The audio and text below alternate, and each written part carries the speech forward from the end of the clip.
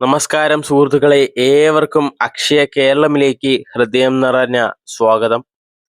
ഇന്ന് നമ്മൾ നോക്കാൻ പോകുന്നത് വാർത്തകൾ മാത്രമല്ല, നിരവധി കുടുംബങ്ങളെ നേരിട്ട് ബാധിക്കുന്ന പ്രധാന അപ്ഡേറ്റുകളാണ് നമ്മൾ ഇന്ന് പരിശോധിക്കുന്നത്.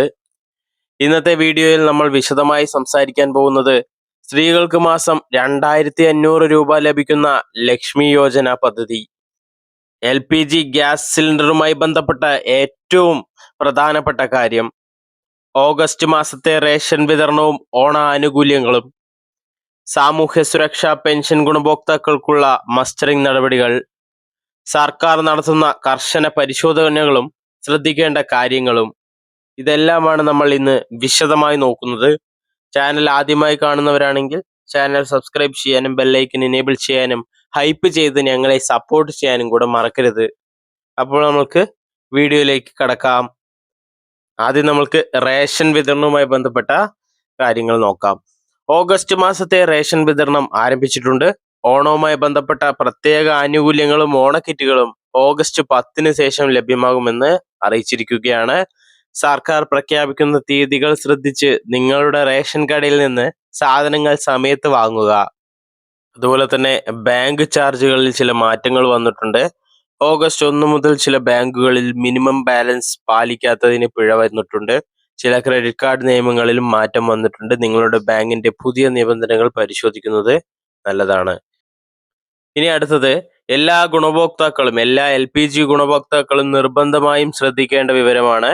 ഇന്ത്യൻ, അതുപോലെ HP ഗ്യാസ്, ഭാരത് ഗ്യാസ് എന്നീ ഉപയോഗിക്കുന്നവർ നിർബന്ധമായും ആധാർ അടിസ്ഥാനമാക്കിയുള്ള eKYC പൂർത്തിയാക്കണം. അവസാന തീയതി വരുന്നത് 2026 ഓഗസ്റ്റ് 15 ഇതിനു മുൻപ് നടപടികൾ പൂർത്തിയാക്കാത്തവർക്ക് സബ്സിഡി തടസ്സപ്പെടാം. ഗാർഹിക നിരക്കിൽ സിലിണ്ടർ ലഭിക്കുന്നതിൽ പ്രശ്നങ്ങൾ ഉണ്ടാകാം. കൂടുതൽ പരിശോധനകൾ നേരിടേണ്ടി വരാം. അതിനാൽ ഈ കാര്യം ഒരിക്കലും വൈകിക്കരുത്.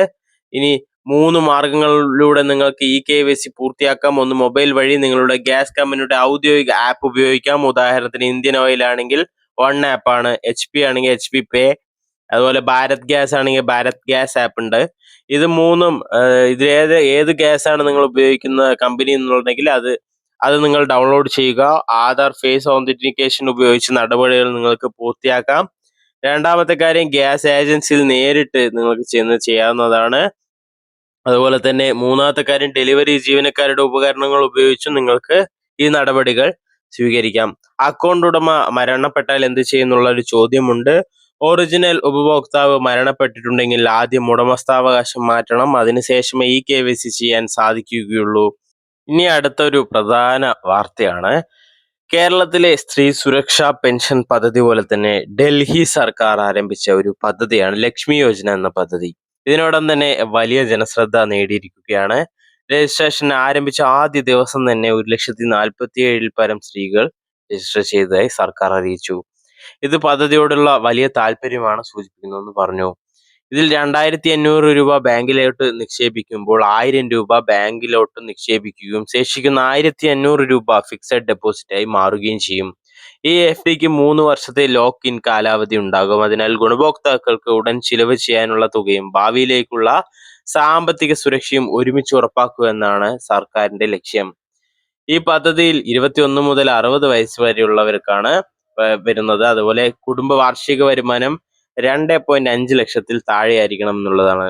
ചില പ്രധാന നിബന്ധനകളും സർക്കാർ ഇതിൽ വരുത്തിയിട്ടുണ്ട്.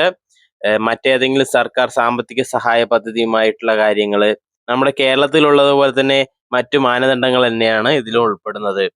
അതോടൊപ്പം അപേക്ഷയോടൊപ്പം ബന്ധപ്പെട്ട MLAയോ MP യോ ശുപാർശ കത്ത് നൽകണമെന്ന് വ്യവസ്ഥയുണ്ട്. കർശന പരിശോധനയ്ക്ക് ശേഷമായിരിക്കും അന്തിമ പട്ടിക തയ്യാറാക്കുന്നത്. ഈ പദ്ധതിക്കായി നടപ്പ് വർഷത്തിൽ ഏകദേശം 5100 കോടി രൂപയാണ് സർക്കാർ വകയിരുത്തിയിരിക്കുന്നത്. ഇതുപോലുള്ള പദ്ധതികൾ കേരളത്തിലും ആവശ്യമാണെന്ന് നിങ്ങൾ കരുതുന്നുണ്ടെങ്കിൽ കമന്റ് ബോക്സിൽ അറിയിക്കൂ. ഇനി അടുത്ത ഒരു പ്രധാന അപ്ഡേറ്റ് ആണ് വാർഷിക മസ്റ്ററിങ്ങിന്റെ കാര്യം. അതുമായി ബന്ധപ്പെട്ട പെൻഷൻ പ്രധാനപ്പെട്ട ഒരു കാര്യവും പറയുന്നുണ്ട്. അതുകൊണ്ട് വീഡിയോ മുഴുവനായും കാണാൻ ശ്രമിക്കൂ. 2026 വാർഷിക മസ്റ്ററിംഗ് ഇപ്പോൾ പുരോഗമിക്കുകയാണ്. കാലാവധി ജൂലൈ 17 മുതൽ ആരംഭിച്ചിരിക്കുകയാണ്. സെപ്റ്റംബർ 30 വരെയാണ് ഈ ഒരു സമയം വരുന്നത്. ഈ സമയപരിധിക്കുള്ളിൽ മസ്റ്ററിംഗ് പൂർത്തിയാക്കാത്തവർക്ക് പെൻഷൻ താൽക്കാലികമായി തടസ്സപ്പെടാൻ സാധ്യതയുണ്ട്. അടുത്തുള്ള അക്ഷയ കേന്ദ്രങ്ങളിൽ പോയി ആധാർ കാർഡ്, പെൻഷൻ നമ്പർ ഉണ്ടെങ്കിൽ അതും ഉപയോഗിച്ച് നിങ്ങൾക്ക് ബയോമെട്രിക് വെരിഫിക്കേഷൻ നടത്താം. 2026 ജനുവരി 1 ശേഷം ആദ്യമായി പെൻഷൻ അനുവദിച്ചവർക്ക് ഈ വർഷം മസ്റ്ററിംഗ് ആവശ്യമില്ല എന്ന് അറിയിച്ചിട്ടുണ്ട്. വിരലടയാളം ലഭിക്കുന്നില്ലെങ്കിൽ ഫിംഗർ പ്രിന്റോ ഐറിസ് സ്കാനോ വിജയകരമായി നിങ്ങൾക്ക് സാധിക്കാത്ത പക്ഷം പ്രത്യേക ഫോം നൽകും. സർക്കാർ അംഗീകൃത ഡോക്ടറുടെ സർട്ടിഫിക്കറ്റ് വാങ്ങി ബന്ധപ്പെട്ട ഓഫീസിൽ സമർപ്പിക്കണം. ഇനി പ്രത്യേക ഒരു കാര്യം കൂടെ പറയാനുണ്ട്. സർക്കാർ വിവിധ വകുപ്പുകളുടെ വിവരങ്ങൾ പരസ്പരം പരിശോധിച്ചു കൊണ്ടിരിക്കുന്ന ഒരു സാഹചര്യം പെൻഷൻ മസ്റ്ററിംഗിന് ശേഷം ഉണ്ടാവാൻ സാധ്യതയുണ്ട്. വീടിന്റെ വലിപ്പം, സാമ്പത്തിക സ്ഥിതി, ഭൂമിയുടെ വിസ്തീർണം, വാഹന ഉടമസ്ഥാവകാശം, വാർഷിക കുടുംബ വരുമാനം, ആഡംബര സൗകര്യങ്ങൾ എന്നുള്ള കാര്യങ്ങൾ, അതുപോലെ നിങ്ങൾ തെറ്റായ വിവരങ്ങൾ നൽകിയാൽ പെൻഷൻ റദ്ദാക്കും, വാങ്ങിയ തുക തിരിച്ചടയ്ക്കേണ്ടി വരാം, നിയമ നടപടികൾക്കും സാധ്യതയുണ്ട്. ഇനി നിങ്ങൾ ഈ പെൻഷന് മസ്റ്ററിംഗിന് ശേഷം പ്രത്യേകം ആധാർ കാർഡ്, റേഷൻ കാർഡ്, വരുമാന സർട്ടിഫിക്കറ്റ്, ഭൂമിയുടെ രേഖകൾ, മറ്റ് ആവശ്യമായ രേഖകൾ കരുതി വെക്കുന്നതും നല്ലതാണ്. അപ്പോൾ ഇതൊക്കെയാണ് ഇന്ന് നമ്മൾ വിശദമായി നോക്കിയത്. ഇങ്ങനെയുള്ള ഇൻഫോർമേറ്റീവ് വീഡിയോസിനായി ചാനൽ സബ്സ്ക്രൈബ് ചെയ്യാനും ബെല്ലൈക്കൻ എനേബിൾ ചെയ്യാനും ഷെയർ ചെയ്യാനും ഹൈപ്പ് ചെയ്ത് ഞങ്ങളെ സപ്പോർട്ട് ചെയ്യാനും മറക്കരുത്. വീണ്ടും ഒരു വീഡിയോയിൽ കാണാം. അതുവരേക്കും നന്ദി, നമസ്കാരം.